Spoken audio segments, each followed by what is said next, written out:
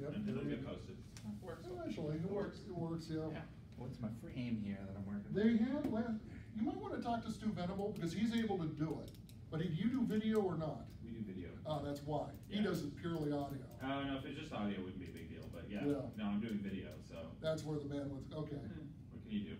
Yeah, that makes sense. All right, I'll catch you later. All right. All right, sir. I will, of course, chop off this brief beginning, but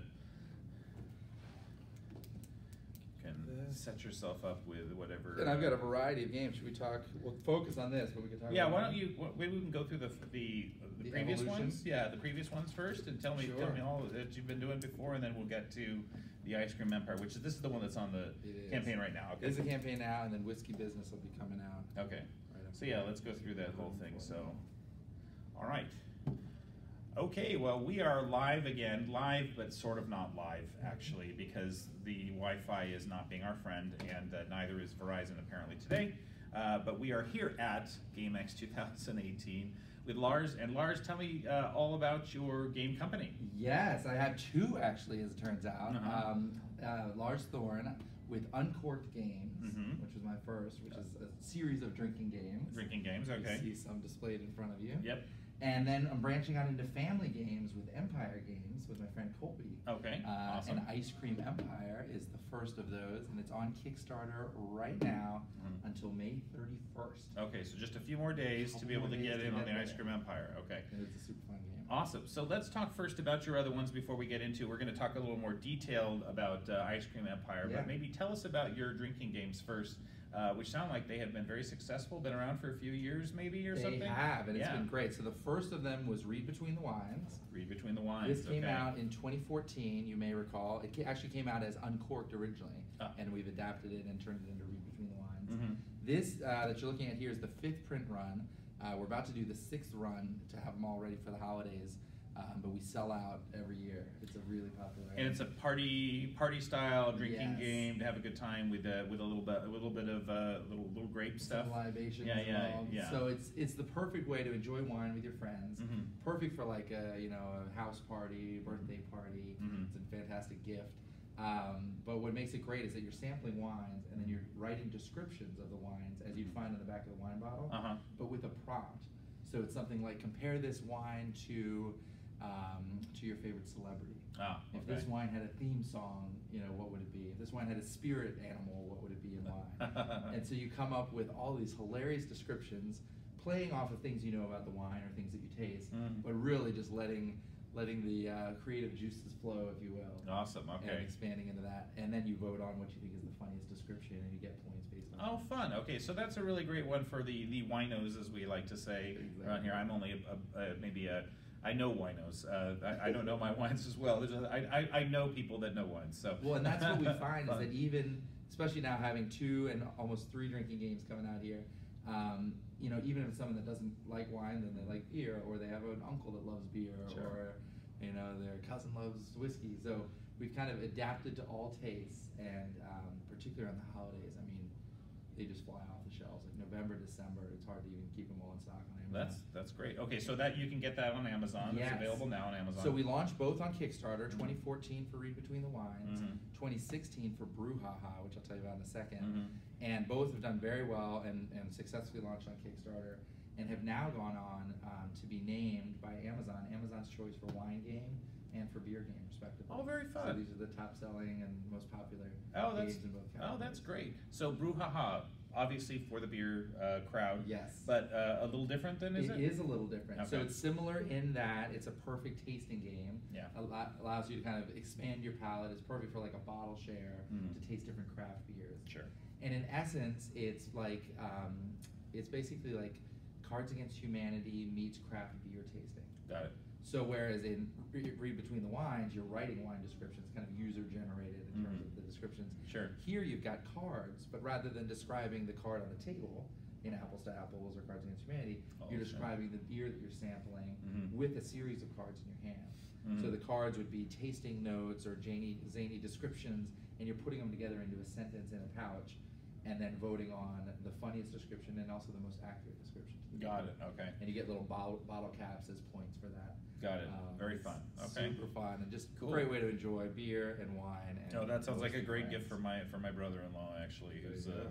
big beer guy and craft beer specifically guy. Yeah. So, all right, very cool. And So for those, Amazon so those Prime are, members, these are going to be on sale. I believe it's going to be the whole month of June. Oh, There'll be really? a discount. There's a new like Amazon Prime thing. We're Amazon exclusive actually on both of these Mhm. because it's just the easiest way for me to focus on creating the games. Sure. And then it's all fulfilled by Amazon and Yeah. it applies for Prime and all of that. So there are Fantastic. additional discounts to be found.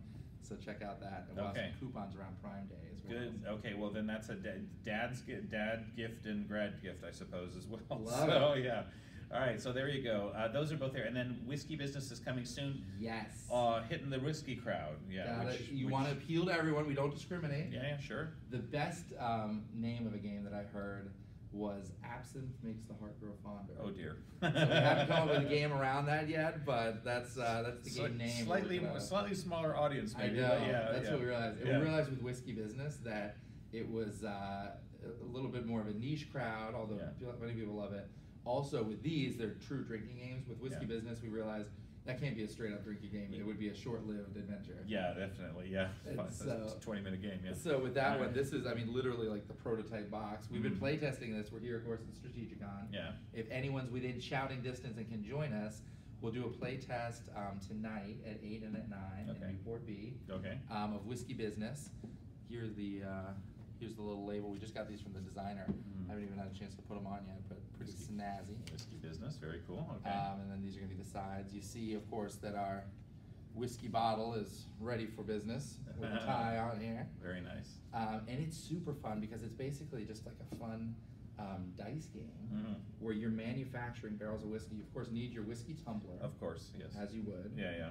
You then, and these are very homemade, although we just got the designs from the designer, but I just did these up at home and glued them onto the back of a coaster. So you have your coaster, Mhm. which becomes your whiskey cellar. This is where you store Mhm. the barrels of whiskey. Mhm. Right now they're just corks, but these will look really cool. We just got the prototype for that. Yeah. So you have 4 different kinds of barrels of whiskey. You've got your Mhm. Irish whiskey, Mhm. your Kentucky bourbon is white, Mhm. Canadian rye is red, and then your Scotch is blue.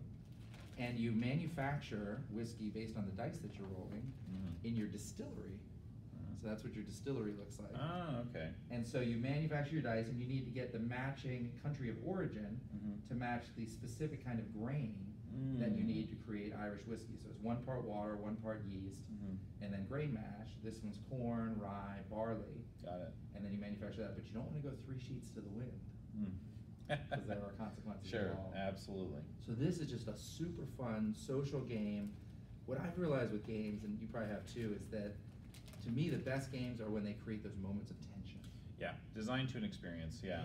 Yeah. And so you're sitting there, and first there's that internal debate. Do I go again? Do I press my luck? Do I get risky with my whiskey? Yeah. Or do I just play it safe? And I've created the rules kind of to egg you on and to force you to be a little riskier than you might otherwise. Yeah. There's even some healthy social peer pressure. Mhm. If you get close, all your friends may start pounding on the table.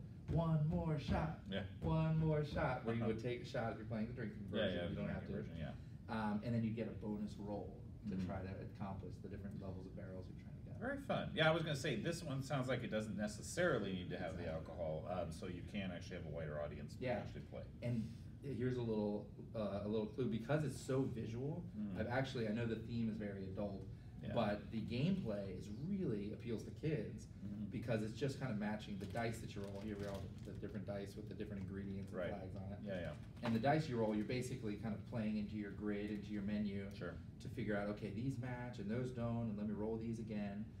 So I'm going to develop a game with the same play mechanic applied to ice cream, which we'll get into in a moment, Mhm. and it'll be an ice cream sundae game Uh-huh. where you're building ice cream sundaes based on the ingredients. So you would do like a brownie sundae, you Yeah. would do a strawberry shortcake. Yeah. These would be different kinds of ice cream. Right. Thematically a little friendlier for the family audience. Exactly. Yeah. Instead of being 3 sheets to the wind, you might get a brain freeze. Yeah. There you go. Something a little safer. Yeah. So Cool. All right. So that one's that's later in that. the year for that one. yeah, this I Sure. think we're going to be launching in the next couple weeks. So look forward Oh, to okay. June Okay. Whiskey on Business. Kickstarter. I just got to get the video together. Their Tumblr there. Thank you. Yeah. and then hopefully you have a chance to join us tonight. It is a hoot and a half. All right. So we're playing 8, 9 o'clock tonight. Awesome. All right. So there are the drinking sort of themed games. Yes. But this one, which we're going to talk a little bit more about, Ice Cream Empire, which is currently on Kickstarter and on its way to funding. Yes. But tell us about Ice Cream Empire. This is more of a traditional game, perhaps, than It is. not a party kind of feel, or Right. Yeah, kind This of thing. is more a traditional board game, Mhm. family board game extraordinaire. Yep. And it's beautiful. I played twice actually yesterday. You saw us playing I Yep. think, in the other room. Yeah. And it's just perfect because the theme, of course, appeals to kids. Sure. And the kid in all of us. Yep. Ice cream is universally beloved. I know it's one of my Uh-huh. great joys. Uh-huh. But the game itself is amazingly strategic. Ah, okay. And so I had a family that had actually created a game come over and play, and the daughter, who was 12, just ate it up Mhm. and loved playing. And the dad kind of begrudgingly was like, okay, I'll play this ice cream game of yours. We'll see how it is. He loved it and wound up winning. Mhm. But she loved it so much that she said, well, let's keep playing for second. Mhm. And then let's keep playing for third. She wound up fourth. Yeah. But despite losing, went running over to her mom, gave her the whole play-by-play, how the whole thing played out. Yeah. And it was just such a joy to watch. There were 2 other twins that played yesterday that had a blast. The night before, we had a grandfather, his son, and all of his kids. So 3 generations of the same family on 2 different games. The grandfather won on one game, Mhm. and the youngest of the grandkids won on the other. Wow. And it was just this great family moment, and they just loved it. So it Awesome. appeals broadly, and it's just a ton of fun to play. Great. All right. Well, tell us how it works. Yes, so in the cover, I'll point out, my mom is an artist, so she Mhm. did the cover art for us. Mhm. This is my brother. He may look a little familiar to you. It's my Yeah. brother Lucas. My Yeah. little niece Leo, she just turned 3. This is based on a photo. They live Yeah, up yeah. in New York. And this is just kind of the prototype here to work with. Yeah. We'll set this right here. The thing that people love the most when they play this game Mhm. is, of course, the ice cream truck. Oh, there we go. Ice cream trucks. Okay. And the best part about it is that the ice cream truck is that's your game piece. Mhm. So you'll drive that around the board, and the ice cream truck actually contains the ice cream that you have in inventory. So Ah. it fits inside the truck, Mhm. and it's it's kind of a constraint game where you can only fit so much. So you can fit 8 tons of ice cream Mhm. into your truck, at which point you max out. You drive them around the board. You use the money here. One of our Kickstarter rewards, which unfortunately is all sold out, Mhm. is to get your face on the money. Ah. So my mom is going to draw people's faces in as though they were presidents. Sure. So all of those levels are already bought up, but it's a great little reward. Here's the board.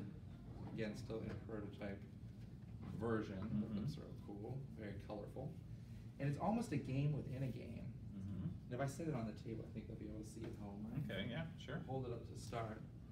So here you have it. The United States, of course, in the middle. Mhm. So around the outside of the board, it's looks a little familiar, like a Monopoly game might. You start in opposite corners here with Mhm. your truck, and then you would drive your truck around the board, Mhm. resolving whatever happens here. Right. And you generate your revenue by buying and selling ice cream. Mhm. Specifically, when you land on these ice cream social spaces, it's a Mhm. flavor craze of a certain kind of flavor. Excuse me.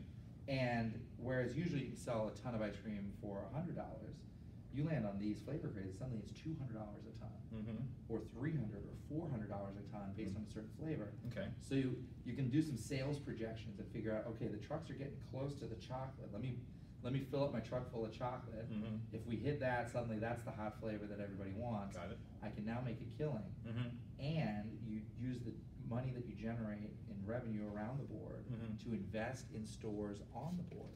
So these are the little stores. You get 8 each, Mhm. and you build 1 in each of the states. Mhm. And this is where the game really becomes magical, Mhm. because you are battling it out to be the first one to build 8 ice cream shops across the United States. Mhm. You can do hostile takeovers. Mhm. So you build a shop in California, well now suddenly I'll buy out your shop and build in Arizona. As soon as you have 2 shops, you Mhm. then have a franchise. So you can actually sell your ice cream for more. You have more customers to sell it to. Right.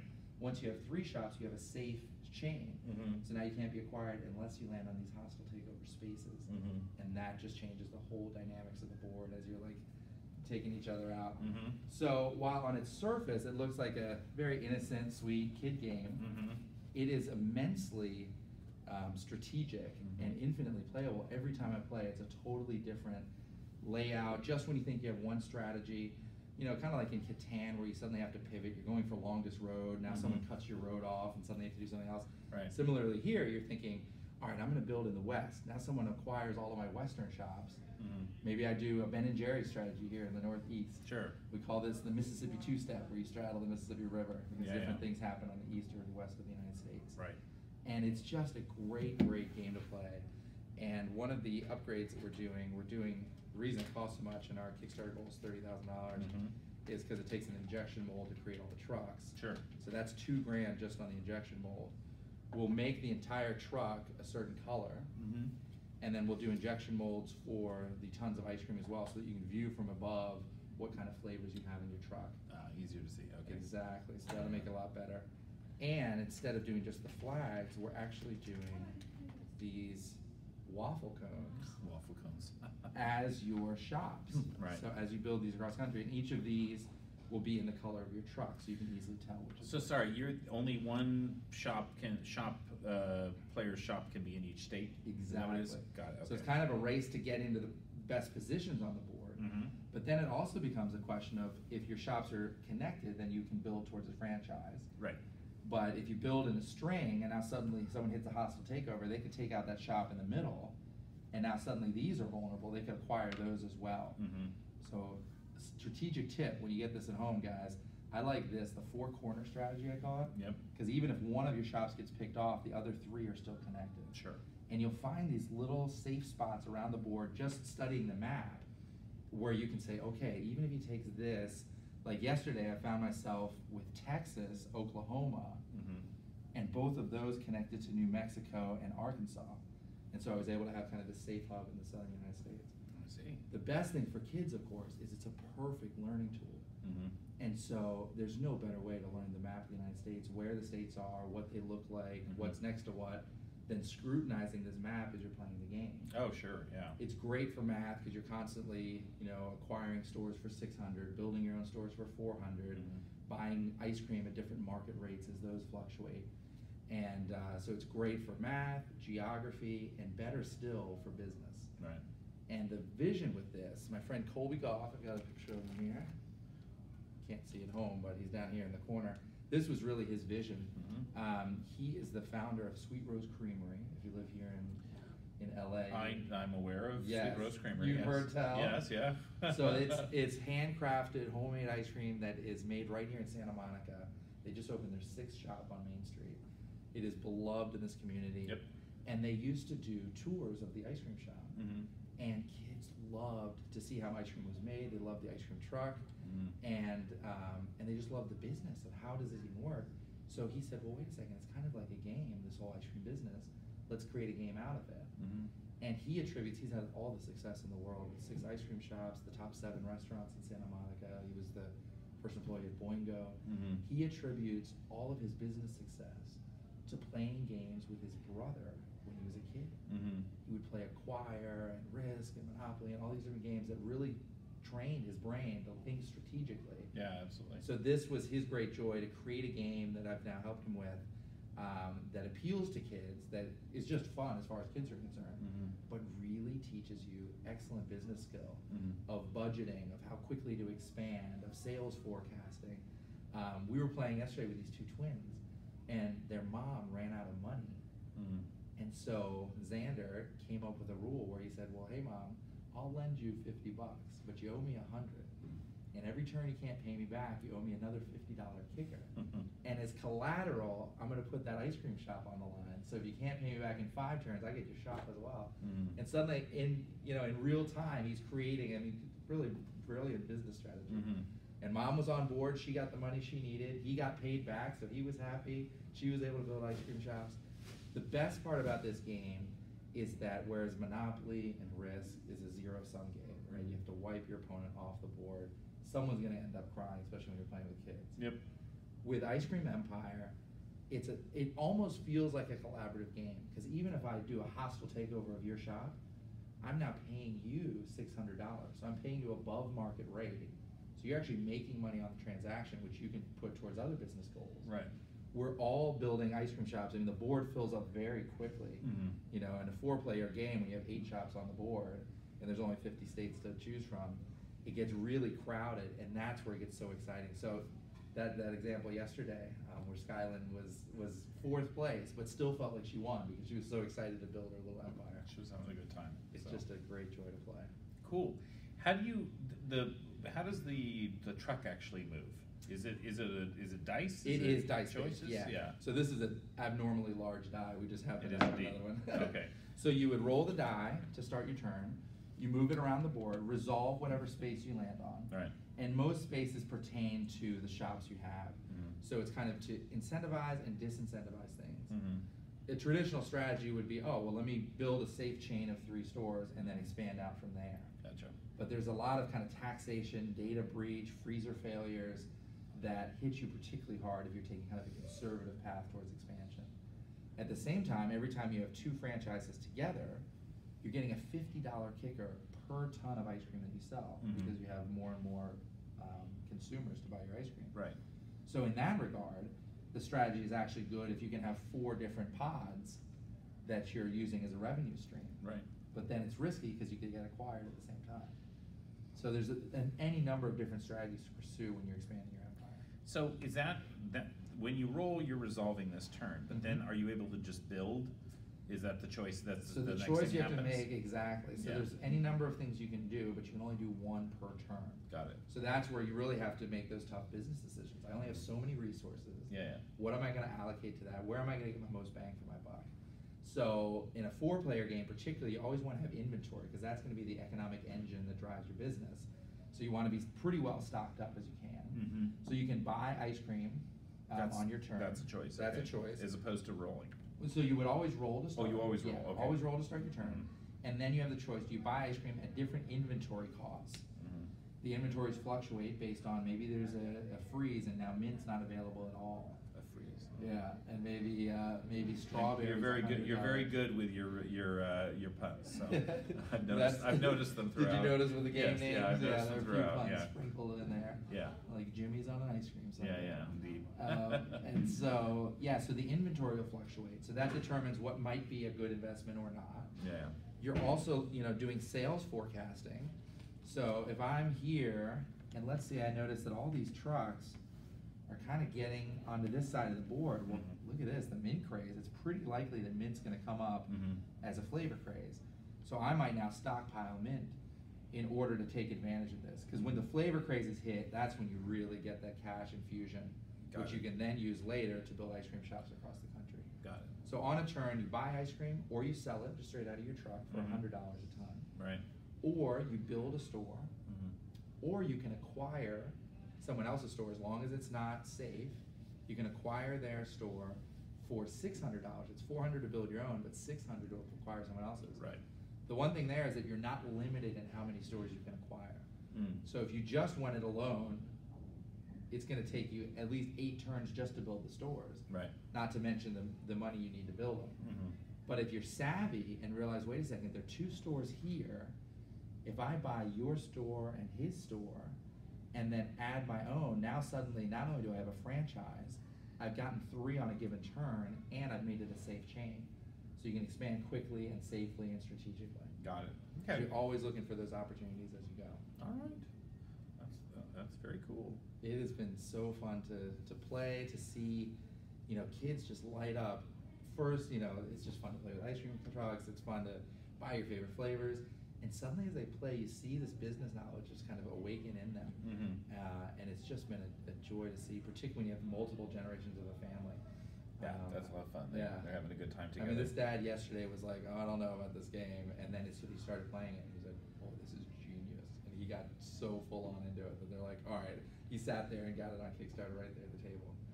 So that's the big push right now. We wrap up our Kickstarter campaign May 31st. May 31st. Okay. We're at $21,000 now, $9,000 to go, but I've got some people coming in on it, so I think we're going to get very close. We just need some support to push us over the top. Awesome. You can get the game. If you live locally, there are a bunch of different rewards where you can get like a Sweet Rose all you can eat Sweet Rose while you play the game with the founders of it. You can get a Sweet Rose buyout where you have the entire ice cream shop for a big party. The restaurant incentives built into it. You can actually have my mom draw your kids or your dog on the cover of the game, so that's an option too. You can name the ice cream truck. So if you're an ice cream shop, you can actually buy rights to the truck. That's one of the levels you can do, or you can come up with your own name. Sure. We had people, put their face on the bills. All those levels are out now. Yeah. So there's just a lot of great ways to engage, and we just want to get the game out to the world. So fun. Appreciate the opportunity to share it with all of you at home. Awesome. And well, hope you'll support us on Kickstarter. So you got a few more days if you're interested in getting in on the Ice Cream Empire. Sounds like there's some intriguing, unique experiences as well associated with some of the options available too. So Yes. check it out. So is there a direct link we can mention specifically on here to it, or how can they find it on Kickstarter? Yeah, easiest way on Kickstarter is just to type in the name of the game, Ice Cream Empire. It has been named a project we love by Kickstarter. Very nice. Thanks to my dear friend Cassie and others there that really warmed to it. So Yeah, I'm excited yeah. about that. Awesome. And as I mentioned, these other games, as they've then rolled out onto Amazon, have become Amazon's choice for wine game, beer game. I think Ice Cream Empire will be the ice cream game once we get it there. And then Whiskey Business will be coming up. Sounds next. like that may be in the future there. So yeah, Exactly. definitely. Lars, thanks so much for coming on the show. Really pleasure. Appreciate it, Eric. Thanks for watching, guys.